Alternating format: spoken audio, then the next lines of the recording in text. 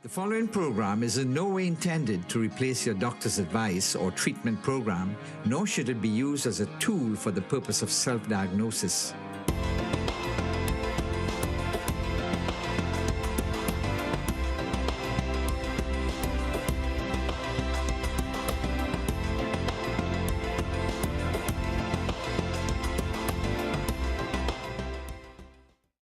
Good evening and welcome to Valentine's edition of Your Health, Your Choice. And this evening we're going to be looking at diabetes and its connection with macrovascular disease. We have with us in-house once again Dr. Claude, community diabetologist, and he's going to be sharing lots of interesting information, helpful information. This program is all about educating the community on health issues. So first of all, Dr. Khan, if you'd... Well, it's good to be back live.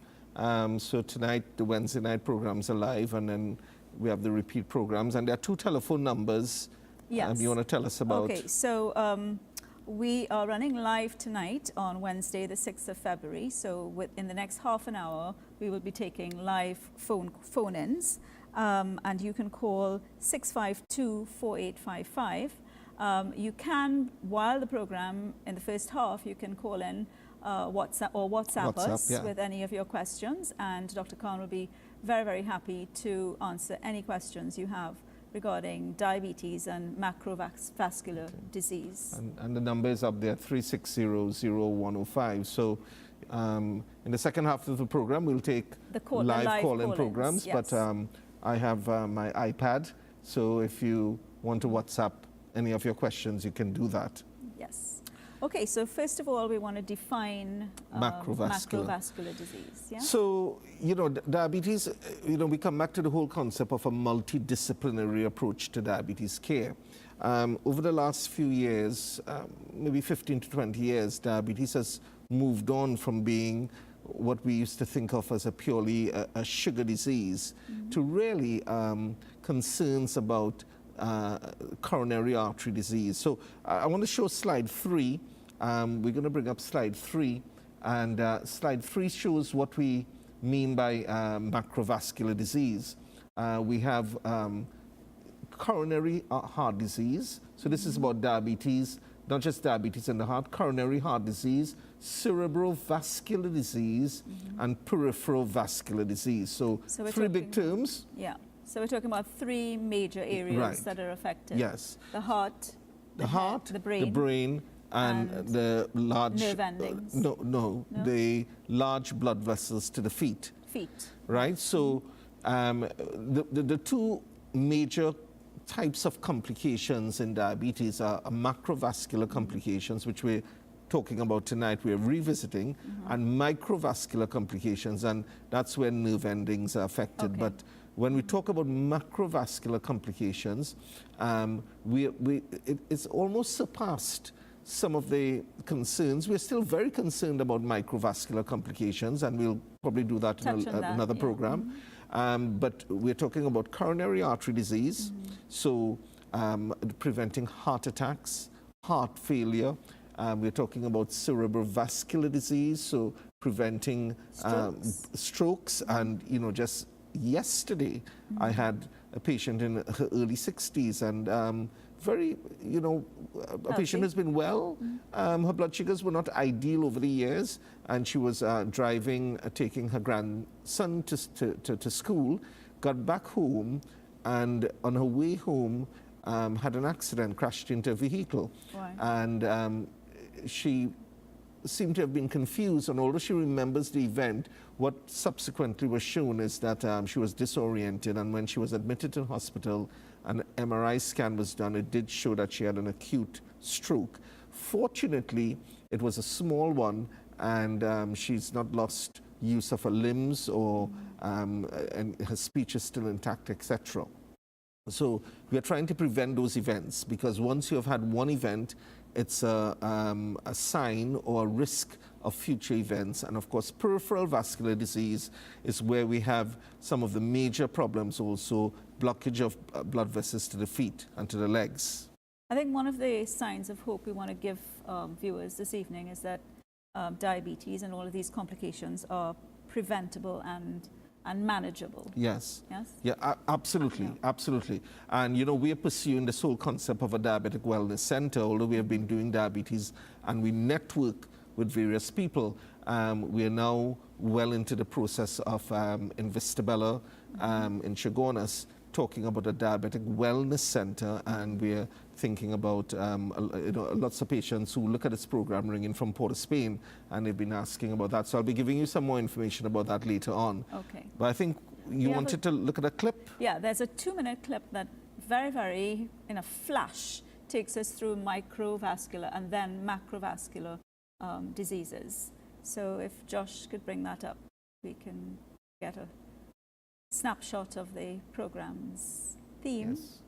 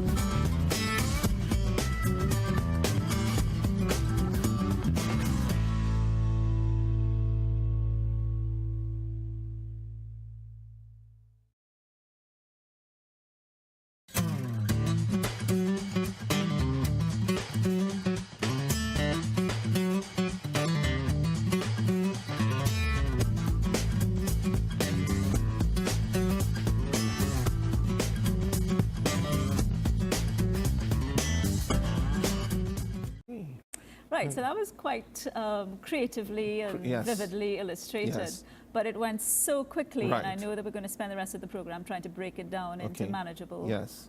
portions. So it covered both macrovascular and microvascular. So yes. what we're going to focus on tonight is the macrovascular disease. And a major cause of mortality and morbidity. In fact, it went so quickly, but over 50% of patients with diabetes have a macrovascular event. Mm-hmm. Now, when I say an event, that could be a heart attack or a stroke. It could be a TIA, which is a transient ischemic attack, or some people call it a mini stroke. Or you may have blockage of blood vessels to the feet. That, together with neuropathy, can lead to amputations, etc. So over 50% of patients will have some sort of macrovascular event. And the underlying problem is atherosclerosis. So that's a big term. Yeah, so let's break that down a bit. Atherosclerosis. Right. So I wanted to bring up slide 5, which gives you a definition of what atherosclerosis is all about. So there's a lot of still controversy over this for some reason, and I don't know why, but this whole term atherosclerosis is a real problem. It's deposits of fatty substances, cholesterol, cellular waste products, and calcium buildup in the wall of an artery. It may grow large enough to reduce the blood flow, and very importantly, the third point there, an acute event occurs when the plaque ruptures, resulting in blood clots or fragments that can block the blood supply to the heart, brain, or lungs. So I just want to come off that for a minute and explain. So we're talking about 3 major organs there. Right. Yes. That's affected by this whole macrovascular disease. Yes. And again, we just want to remind you we are live, so in the second half of the program, people can ring, but right now you can WhatsApp if you have any questions on 360-0105, 360-0105. So now, people often ask me, Linda, about, and we're going to talk about statins, cholesterol tablets, and very often, you know, we have done the lipid profile, and we found that patients' cholesterol levels are slightly high, and there's a lot of myth, a lot of misunderstanding about cholesterol tablets. And people... Statins, you know, from the time we use the word statins, there's a big kind of thing about side effects and reactions, because, you know, we have been sold this myth that cholesterol tablets and prescription drugs have all these side effects, and herbal products like, well, I wouldn't call names, but have no side effects. But of course, we know that what we always have to do in life on a whole is weigh up the advantages and disadvantages of any intervention. So, you know, even like exercising, you know, nobody will say that exercise is bad for you, but of course we know that if you exercise badly, you can end up with lower back pain, knee problems, ankle problems, pulled muscle. So, you know, even exercise. I mean, you know, one of our family members, I think he was exercising and he ruptured his Achilles tendon some years ago, and that was a major injury. So no intervention is actually risk-free. But one of the points I wanted to point out is that when we talk about cholesterol buildup, atherosclerosis, so it's fatty substances, it's waste material, it's calcium buildup. You're not just trying to prevent buildup of further plaque, because the process of plaque buildup starts as a child. In fact, you know, if a teenager dies and you do a post-mortem, and you'll already begin to see what we call fatty streaks in the walls of the artery. So this process of atherosclerosis starts from a child, from birth. But by the time you get to your 30s and 40s, you then, with especially diabetes, and we'll talk about risk factors, you have plaque buildup beginning to block the walls, narrowing the arteries, but you get an event like a stroke or a heart attack when that plaque ruptures. So this is what people miss. We talk about just blockage of the arteries, but actually statins or cholesterol tablets also stabilize the plaque to prevent small fragments of the plaque breaking off and blocking the small arteries, because you have the big arteries and then you have the smaller arteries leading to the brain, to the heart, etc. Right. So you know, I really want people to remember that when we talk about statins, it's not just preventing further plaque buildup, it's stabilizing the plaque. And another reason I also say that is that I see it all the time. We put patients on a cholesterol tablet, the cholesterol comes down, and then the patient stops the tablet. And they come back to us and say, well, doc, my cholesterol is okay. Why should I still take a statin? Okay. So coronary artery disease risk factors. Yes. So coronary heart disease, but this also applies to cerebrovascular disease, the risk factors that we want to talk about. And we're going to bring up slide 6. Slide 6. There are about 7 or 8 risk factors here. And again, this is very important to get a hold of. Age, the older you are, the greater the risk of coronary heart disease. Gender. Now, what do we mean by that? I'll explain gender. Family history, lipid abnormalities, hypertension, smoking, diabetes, and central obesity. So there are 7 or 8 yeah. risk so that those factors. are 8 known risk factors. Are they unknown? Well, they're probably unknown risk factors, but these are the risk factors that we work with at the present time. Okay. And it is very, very important, and we're going to show a patient profile probably after our first break, because when a patient comes in and you look at that patient, you know, very often people will say that aspirin is bad for you, or a cholesterol tablet is bad for you. But what you need to do with that patient, each patient coming through your door is do a risk analysis. It's like so you take those 8 factors into consideration. you take those 8 factors into consideration. So, you know, I always say to someone, if you're 20 years old with a cholesterol of 250, I am not particularly worried about that. But if you're 55 years old with diabetes, hypertension, and you're overweight, you already have 4 risk factors for heart disease. And I think, you know, that is what we call the art of doing medicine, not just saying that one drug will suit everyone, or, you know, everyone needs to be taking a colon cleanser, or everyone needs to be on aspirin. It's looking at what the risk factors are. So we said age, gender. I just want to explain that. Females until the menopause have a protective effect because of estrogen levels on heart disease. However, if you have diabetes, even before the menopause, women lose that protective effect.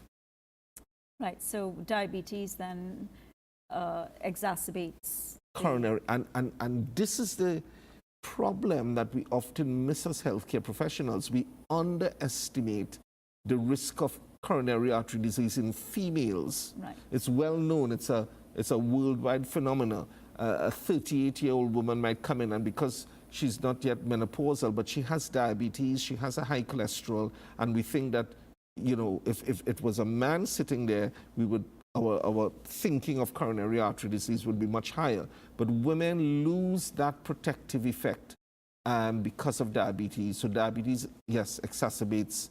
And after the menopause, of course, women catch up with men. We're going to take our first break now, but don't forget that when we come back, you can call in live, 36010. No, that's a WhatsApp number. Yes. So you can WhatsApp us on 360-0105 with any questions, and in the next break you can start calling in 652-4855, 652-4855 with any questions you have for Dr. Claude. We return in a few minutes to Your Health, Your Choice.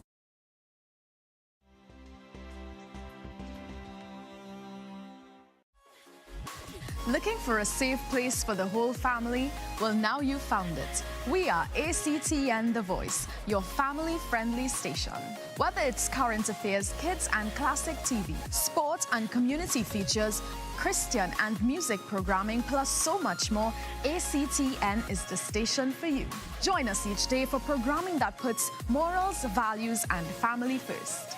We are ACTN The Voice, your family-friendly station.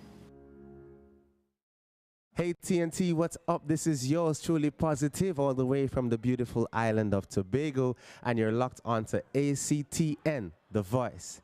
We serve a mighty God, mighty, mighty, mighty, mighty, mighty. Oluwa is mighty, oh. Blessed love. In my sickness in my body, we serve a mighty God, mighty, mighty, mighty, mighty, mighty, mighty. Every Sunday at 2 p.m. on ACTN The Voice, we will be taking you on a journey down memory lane with our Sunday classics. Relive the moments. Bonanza at 2 p.m. Little House on the Prairie at 3 p.m. Gilligan's Island at 4 p.m. Family Matters at 4:30 p.m. Hogan's Heroes at 5 p.m. The Jeffersons at 5:30 p.m. This is Sunday Classics on ACTN The Voice.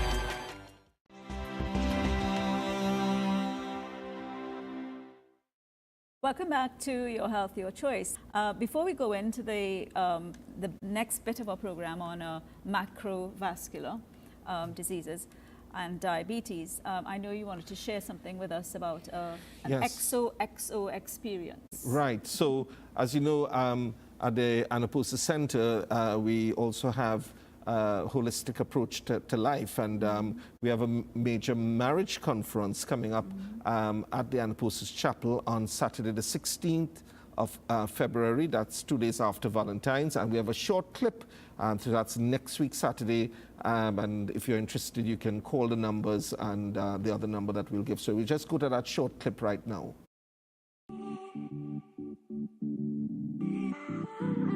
Every husband has what his wife needs, and every wife has what her husband needs, but we can only get it if we serve each other.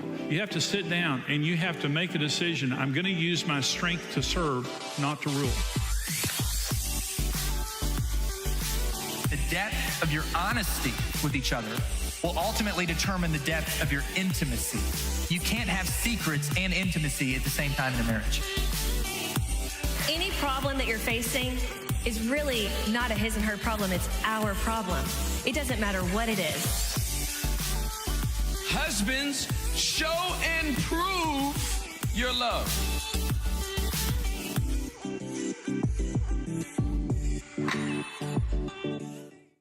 So the numbers were up there, and I can't remember those numbers, but the other number to call, it's 482-4269, which is our regular number. So you still have time to register for that conference, and of course... It's an all-day experience. It's an all-day experience. It's, and lunch is provided. Lunch is provided. So it's on Saturday the 16th of February. So 482-4269.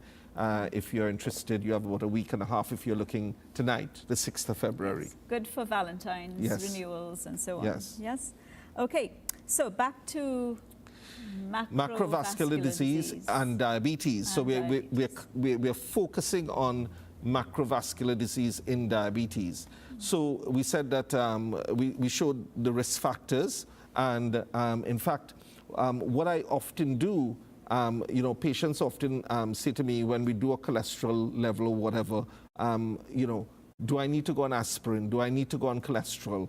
And, these smartphones that we have now, or cholesterol tablets. Yeah. What did I say? You said go on cholesterol. Cholesterol tablets.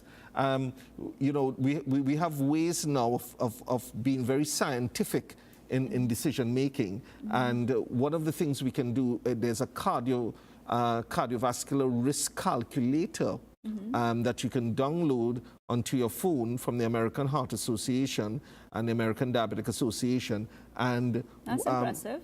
Yeah. So every patient can do that. Well, the patient can do it for themselves. Right. I do it for my patients, and people who are very savvy where technology is concerned, I show them the site. But what I show them is that I'm not just looking at a cholesterol level. We're looking at their age, male or female, their ethnicity, the blood pressure, systolic, diastolic blood pressure. Then we look at the total cholesterol, the HDL, and whether they are a smoker or not, and whether they have diabetes or not, and whether they have hypertension or not. So there are 10 factors we put, and then we press calculate, and we come up with a risk factor for heart disease over the next 10 years. Oh, that's amazing. And what I try to show patients by that is that I'm not guessing whether they need to be on whatever medication we're talking about. This is actually a scientific way. It's called a cardiovascular, a CVD risk calculator. And you can Google it, CVD risk calculator. There are various risk calculators. The one I use is from the American Heart Association and the American Diabetic Association. Right, so we can do risk calculations. I know that there's quite a startling statistic with regards to diabetes and heart disease. Yes. So it's like 2 to 4, a diabetic is 2 to 4 times more likely to have a heart attack, have a stroke, have lung complications than a person without diabetes. So I want to sort of explain this very carefully. So I want to just bring up slide 8. Coronary heart disease in diabetes. It is more common and occurs earlier than people without diabetes. So that's the first thing about coronary heart disease. Women lose gender protection. That's what we were talking about. Yes. Yeah. And very importantly, the third point, myocardial infarction or heart attack may be painless, it might be silent. Right. And albuminuria increases the risk of vascular events. So I'll explain what I mean by albuminuria. Albuminuria, yes. I'm thinking it has to do with albumin. But in the urine, yes. Right. So, but let me just back up a little bit. So we are saying that people with diabetes are much more likely to have a heart event. Therefore, a lot of my work as a community diabetologist is aimed at trying to prevent people from having a heart attack or stroke. Or, it's quite a shock, actually. 2 to 4 times more likely. More likely. Yeah. But very importantly, you don't often get the typical crushing chest pain. You know, people think when you get a heart attack, you're going to have the crushing chest pain or the typical textbook medical school description of pain going up to the jaw or pain going down the arms or pain going through to the back. Very often it's painless. Yeah. And the reason for that is it's associated with neuropathy. So if you have neuropathy, which is nerve end damage, you don't only lose pain sensation to the feet, you also lose pain sensation in other parts of your body. So you might have a heart attack evolving, and whereas someone without diabetes may have crushing chest pain, you might just be cold sweating or feeling nauseous. I don't want to panic people here. Yeah, that's quite okay. quite scary. When the other surprising statistic for me was that every 10 seconds somebody in the world is dying of diabetes complications, or and 2 people are actually developing diabetes. Sorry, I got distracted because we have some questions on WhatsApp. All right. Coming here. I have one question here. Good night. What medications could use for increased blood flow? So what medication can be used for increased blood flow? Thanks for that question. Well, aspirin can be used for increased blood flow. Plavix, which, for example, that patient who had a stroke, they were placed on aspirin, but normally if you have a stroke, or heart attack, for the first year after that, you can be placed on double blood thinners, aspirin and Plavix. There's also something called Celostal, which is used more for peripheral blood flow. So those are 3 of the common ones. Right. But bear in mind that there are you need to be indications for those blood thinners as well. And you need to really be assessed properly. I'm looking at this. The next question. I'm just saying hi. Okay. Hi. Hi to you too. Right. The other, good night, sir. If your sugar is high, can it cause your ankles to swell? So it is not one of the common. Retention? Well, okay. So swelling of the ankle is a very common symptom that we see. It's very, very common, and it could be due to fluid retention. It could be due to lymphedema.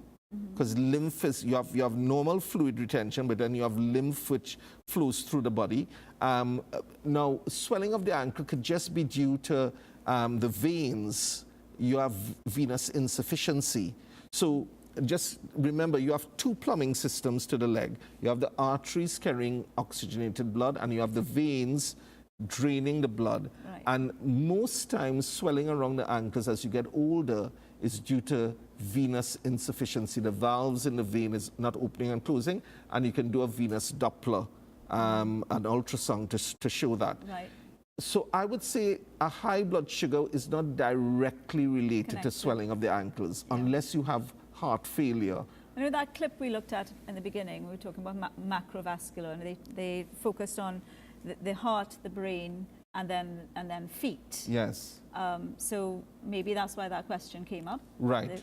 The feet swelling as a result of poor blood supply. But I just want to be clear about this. Blockage of the blood flow to the feet doesn't often cause swelling. It might cause pain in the calves. Okay. So it's something called intermittent claudication, where you walk a short distance, so you walk up the steps or up a hill, and you get a cramping sensation, very typical, cramping sensation in the calves, and you rest, the pain goes away. If you have problems with the veins draining the blood, that's when you may have more swelling of the ankles. And of course, the other reason for swelling of the ankles is kidney problems, liver problems, and heart problems. And those could all be connected with diabetes? They could be, especially heart, yes. Heart and kidneys can be linked, yes. Okay. All right, so we've looked at the known risk factors, we've looked at the risk calculator. Yes. What else do we need to move on to? Prevention? Right. So, well, one of the slides I wanted to show, sorry, I'm getting distracted. It's the first time we're using the WhatsApp things here. There's another question? No, I'm just seeing some WhatsApp messages from previously. Okay. So I'm just trying to make sure I don't miss. But you can keep WhatsApping your questions, and we're going to open the phone line up probably in 2 or 3 minutes. Yes. And the number for that is 652-4855 if you're phoning in, and 360-0105 if you're WhatsApping. Yeah. So I'm trying to multitask here. You know, men are not very good at multitasking. You know, women are better, right? Right, Linda? Well, I'm not too sure about that. Okay. So I wanted to show slide 9. Slide 9. And this again is a little bit complex here, but compared to people without diabetes, people with type 2 diabetes, type 2, have the same risk of heart attack as those who have already had a heart attack. Now, I'll explain why that is important. And they have a 2 to 3 higher risk of heart failure, and sudden death occurs more commonly in people with diabetes than among peers without diabetes of the same age. So, now that was a lot to take in. Right. So that's a lot to take in. I'm seeing some more questions coming up. I'll try and answer the WhatsApp questions. But what they're saying then is that if you have someone with diabetes and compared to someone who has already had a heart attack, because once you have had a heart attack, you have a higher risk of having subsequent heart attacks. It's the same as a stroke. Okay. So somebody coming in with a heart attack 2 years ago, I would be much more aggressive in treating all their risk factors. If someone has never had a heart attack and have no diabetes or other risk factors, then I'll be less aggressive. But what they're saying, someone with diabetes, you have to treat them almost as if they have already had one heart attack. Okay, and just stop you there just a minute because we have a live phone in. Good Yes, night. good evening. Can we have your question, please? Dr. Khan and Ms. Khan. Right, I am 52 years of age. I'm of African descent. My legs tend to get heavy every so often, and I have been feeling every so often some burning in my toes. And you have diabetes? I just want to know what it may lead to. Are you diabetic? I don't think so. So you have heaviness in the legs and burning in the feet? Yes, but not very often. Okay. So just today I had someone at one of my offices with similar symptoms, not diabetic, but heaviness in the feet and burning in the feet. So, you know, when somebody comes in with diabetes, because most of my patients, 99% of my patients are diabetics, my first question is, are you diabetic? Now, one thing I would say to the caller is that, have you been tested for diabetes? Because when I did that person's blood sugar, actually, it was slightly elevated, but I try not to make a diagnosis of diabetes on the basis of a finger prick test unless it's extremely high. So burning in the feet could be due to vitamin B12 deficiency. It could be due to hypothyroidism. I'm sure you're not a heavy alcohol drinker, so it could be to excessive alcohol intake. There are other causes of burning in the feet. Even people with the same venous insufficiency, problems with, because this patient had a venous ulcer, and so it was painful, but they also had pain and burning in the feet. So what I would say is that I think you need to have some blood tests done. You need to see your healthcare professional. You need to have some basic blood tests done. You should have a blood profile, blood sugar profile. Your blood count should be done. Your vitamin B12 levels and thyroid levels, etc. But you know, you could just try some simple medication, a vitamin B12 supplement, I sometimes use something called alpha lipoic acid to try and help. We have another live call-in okay. question. So, yes, good evening. Can we have your question, please? Yeah, I was diabetic, right? My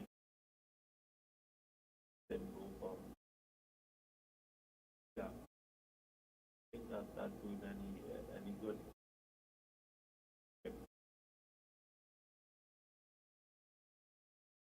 So, do you want? Okay.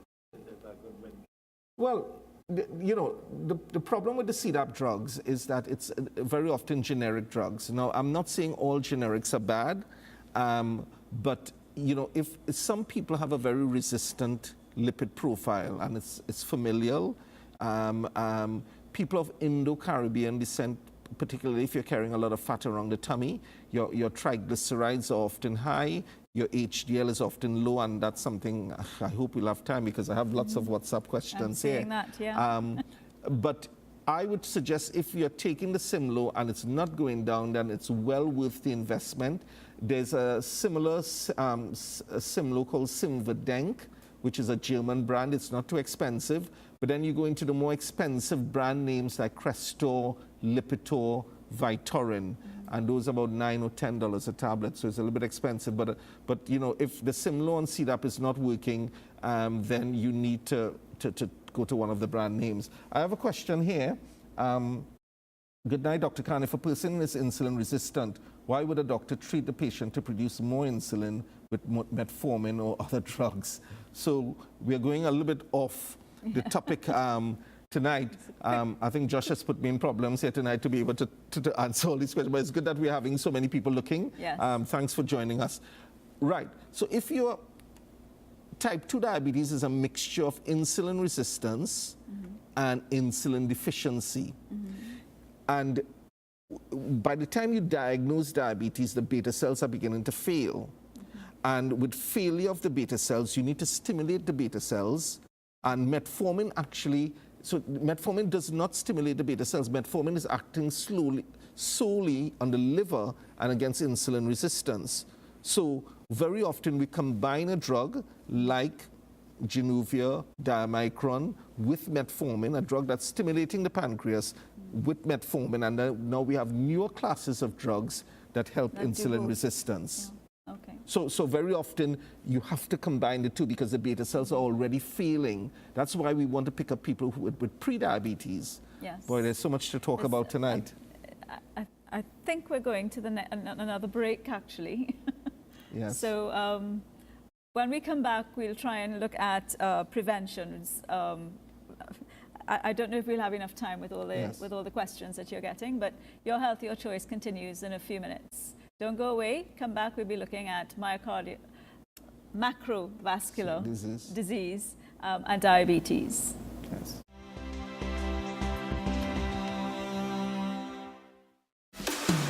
You're watching ACTN, The Voice.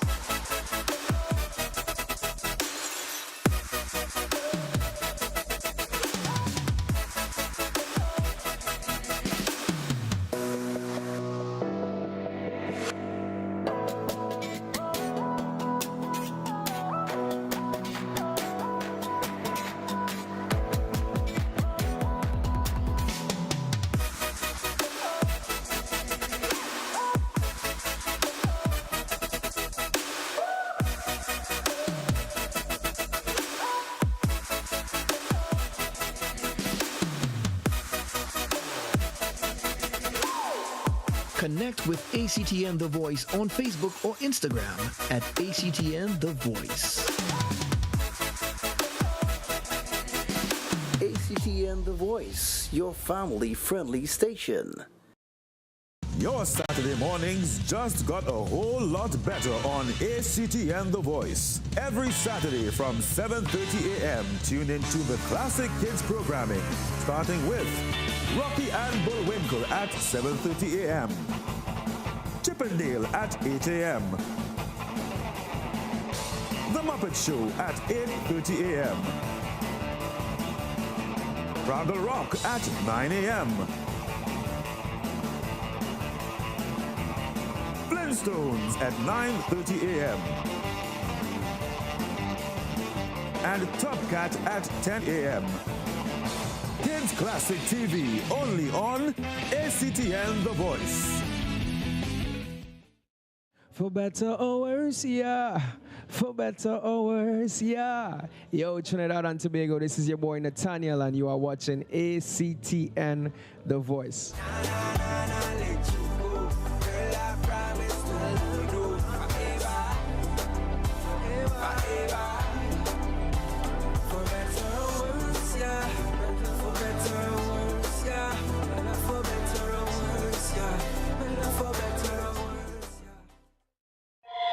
ACTN The Voice, your family-friendly station.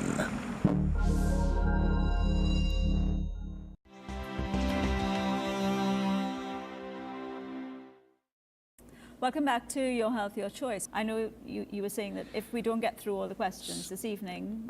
I definitely don't think we were going to be able to answer. So what I'm going to try and do after the show is finished, I'm going to try and reply to some of the WhatsApp questions. But I'm going to give you another telephone number, maybe tomorrow morning.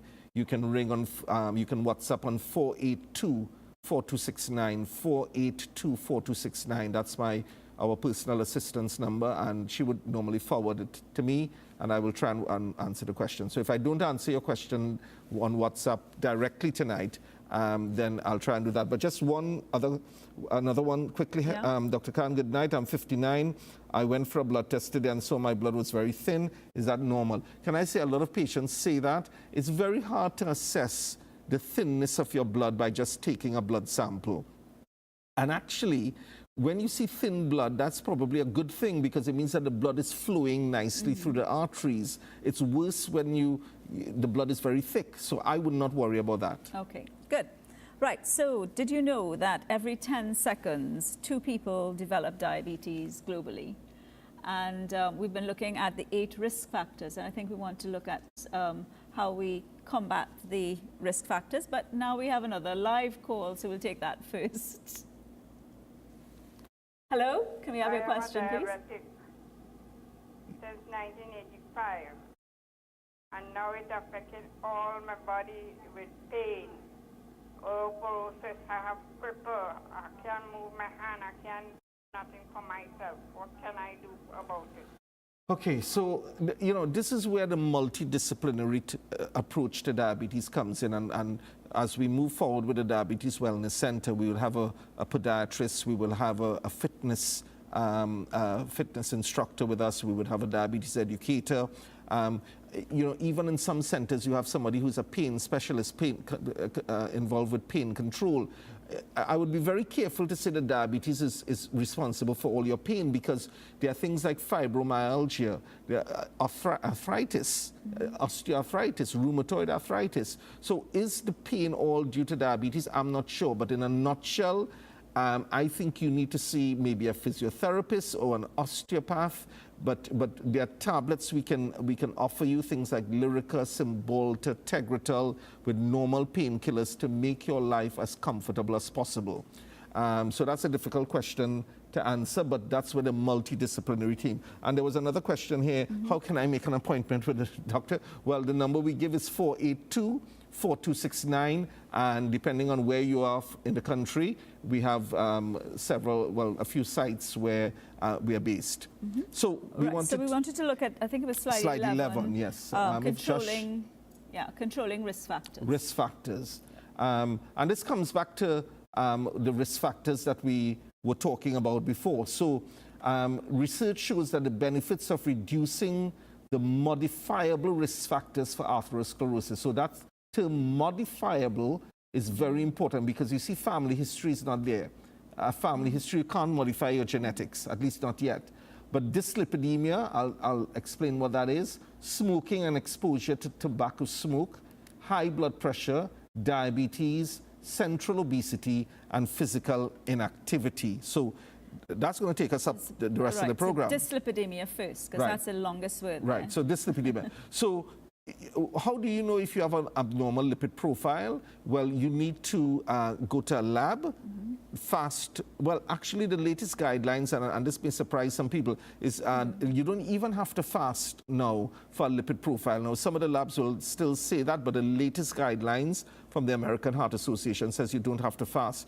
Why do I say do a proper lipid profile? Because you just don't want to know your total cholesterol. You want to know your LDL, bad cholesterol, HDL, good cholesterol, VLDL, bad cholesterol, and triglycerides. Okay, we have a live call again. Yep. Good evening. Can we have your question, please? Hi, good afternoon. I've been diagnosed with tricuspid and bicuspid regurgitation since 2011 or 12, and like for the past 2 months, I've been constantly getting a lot of pain more in the chest area. Do you think it's related to the heart? Okay, how old are you? 28. 28, okay. So tricuspid and regurgitation, so that has to do with the valves in the heart. Now, I'm going to be cautious here. I would say it is probably unlikely, but because remember the chest wall is made up of the heart, but you have the lungs, you have the ribs, you have the muscles, and it's incredible how many people come in with chest pains and it's not due to the heart. Yeah. Even diabetics, it's muscular. Of course, women with breast tissue, especially at certain times in the month, you can have fibroadenosis, you can have very tender breasts. So my advice to you at 28 is probably unlikely.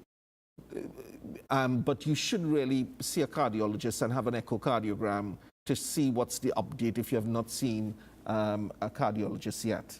Okay, we've got 10 more minutes left. So we were looking at controlling the risk factors. Yes.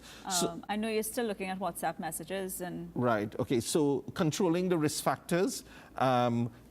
If we did you're diabetic, you have a high LDL, low HDL, high triglycerides. So not just the total cholesterol. Your triglycerides are high, your HDL is low, your LDL is high. What it's telling us is that the LDL particles are very toxic. And then if we do your CVD risk calculator, then you should go on a cholesterol tablet. If your CVD risk is above 7.5% for the next 10 years, so let me just say that quickly, above 7.5%, and that's where we do the CVD risk calculator. So it's not guesswork. I'm not just saying you need to do this. So I'm doing a calculation, and if your risk is above 10%, then you should be on aspirin. Okay. Now there's something called lipid targets, but we'll talk about that because we now have another live call. Yes. Good evening. Can we have your question, please?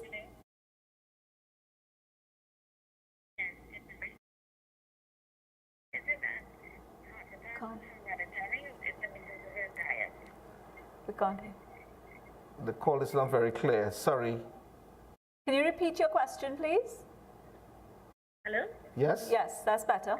Is it that hereditary or is it because of your diet? You came through clearly and then it went softly again. I'm sorry. Can you WhatsApp the question on... Hello? Yes? Yes. Yeah, we can hear you now. Yes, we can hear you. Good night. Good night. Good night. Good night. Is it that heart attacks are hereditary or is it because of your diet? Right. Heart attacks, is it hereditary or due to that? Well, it can be a combination. Now, can I just, and that's a brilliant question, because I think we underplay the role of genetics in diseases on the whole. I mean, cancer risk, in heart disease, diabetes, especially diabetes. So heart disease, you can have a family history that triggers from a young age your risk for heart disease, but then certainly poor lifestyle, sedentary lifestyle, lack of exercise, and dietary can exacerbate it. Okay. Right, so are we going to continue with the controlling Well, the risk controlling, factors, so if you're a smoker, you need to stop smoking. Yeah. You know, when we do the cardiovascular risk analysis on that profile, when you put in smoker as opposed to non-smoker, and sometimes I do this for patients, it's amazing how your risk escalates if you're a smoker. High blood pressure, notably difficult to measure blood pressure in the doctor's office. One cardiologist says that, in fact, I had him on the program, he calls it anticipatory hypertension, just the anticipation. He does 3 blood pressure readings when the patient comes in, right hand, left hand, and then maybe... Standing and sitting. Yes. So high blood pressure, if your blood pressure is consistently above 140/80, then you might need to be on blood pressure tablets. Of course, we talked about diabetes, central obesity, so a lot of fat around the tummy area.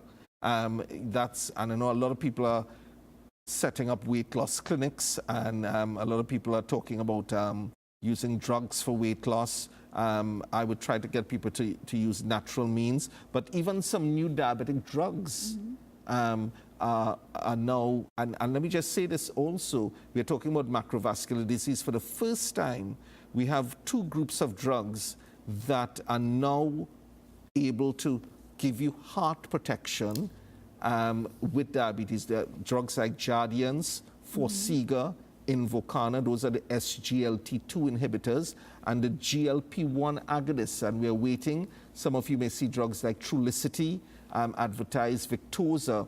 They're giving you heart protection as well. Okay. Right, so healthy lifestyle changes are essential. We talked about diet, we talked about nutrition, fitness, foot care, weight loss. All of these things are going to be working in tandem with each other. In tandem with each other. To make it preventable and manageable. Right. So, as we come to an end, because I think we only have a few more minutes, the question is, who should we be sending for cardiovascular investigations? Now, there's a little bit of controversy over this, because some people will say, well, if you're diabetic, all diabetics should go and do an ECG or a stress test. Can I just say, just a resting ECG, so you go to your doctor's office and you have an ECG, you lie in a bed and you have an ECG done. Now, that may show you some abnormalities with your cardiac rhythm, but sometimes, a lot of times, it will not show you coronary artery disease. And just over the last week, I've had 2 or 3 patients I sent for stress testing. That's where you go on a treadmill and you do an exercise stress test, and the report has come back to me suggestive of ischemic heart disease or positive stress test. And now that patient has to be sent to a cardiologist to think about doing an angiogram. Okay. Right, so we're winding up now. We've got about 3 minutes left. 3 minutes left. And we've been looking at macrovascular disease, how it affects the heart, the brain, and the feet. I think we didn't spend too much time on that. But thank you so much for all your WhatsApp questions and your live call-ins. Dr. Khan will be answering as many of the WhatsApps as he can this evening, and if not, tomorrow morning as well. Can I just say, I mean, it's the first time we're using the WhatsApp medium, and it has worked very well, and several of you have sent the question, so if I will try and respond, but can I just say again, maybe if you're not getting a response, you can ring back on that number, which is the number for appointments as well as the number for queries, 482-4269, 482-4269. And, just to remind people that the whole aspect of diabetes wellness is something that we are pursuing very aggressively and putting a whole team together. And I just want to mention your ESB course that you have pioneered. I want to congratulate you, all your students. I think... well, it's not just me. There's Mrs. Jardim in Port of Spain. Right. It's the English-speaking board. With the English-speaking board, and we got all distinctions this year. So and that's part of our outreach as well, teaching people to do public presentations. Yes. Don't forget our XOXO conference. Marriage conference. On the 16th of February. At number 12 Johnson Street in Coquet. The Anapausis Chapel is visible on the bypass. At nights you can see a big lighted cross, and you can ring in on 482-4269. Okay, anything else you want to say? We have 1 minute left. 1 minute left. Well, I just want to say that I've been preaching a series of messages talking about simplifying our lives, and it's instructive for me, first of all, because I can very often be driven to fill my schedule up. And on Sunday morning, we were talking about moving from anxiety to a peaceful shalom type of life. And one of the things I want to encourage you to do is to be wise with the people that you surround yourself with. There are people who can be friends for a while in your life and they move on. And then there are people who are true friends, friends for life, who can nurture you, who can have your back, but who can also I wouldn't use the word critical, but I'll give you good advice that there might be areas of your life you need to change. So the word shalom is the word I want to leave you with as we come into February 2019. It's talking about wholeness, it's talking about health, it's talking about peace, and it's talking about living a life of integrity and transparency. So I want to wish you shalom tonight, and thank you for watching. Okay, Your Health, Your Choice returns in a fortnight's time. We will be replaying, it won't be live, on Thursday at 1 p.m. and Sunday at 6:30 p.m. over the next fortnight. So thank you for joining us, and we'll see you in a fortnight's time.